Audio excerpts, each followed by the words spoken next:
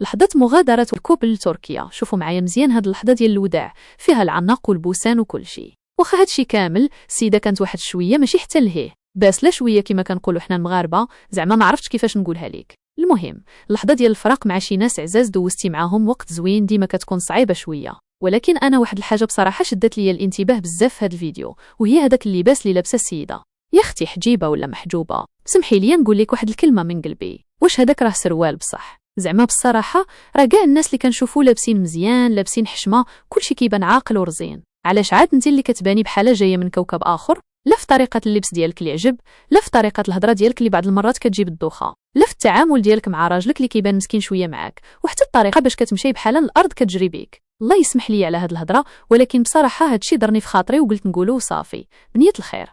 كنتمنى ليك من كل قلبي الهداية من عند الله، وراه حتى واحد فينا ما كامل، كل واحد عنده عيوب ونقيسو، ولكن الواحد يحاول يحسن شوية من راسو. ودابا انت ولا انت اللي كتشوف هاد الفيديو، شنو هو الرأي ديالك في هادشي اللي شفنا؟ واش حتى انت لاحظتي هاد الملاحظات ولا انا اللي مكبرت الموضوع؟ شاركونا بآرائكم في التعليقات. الله يعاونكم، الله يسلمكم عمرك العظيم. تهلا الله يجزاك راسك، الله يخرجك بزاف. وان شاء الله نشوفكم ان شاء الله في هذا البرايم اللي جاي ان شاء الله ضروري.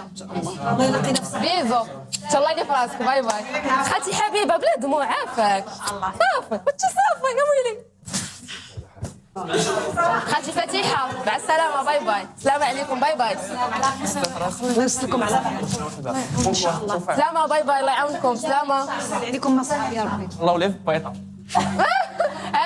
في نوره وسباعي مساكن ولدك. يلا باي باي. حتى واحد ما جنكس على الوالد.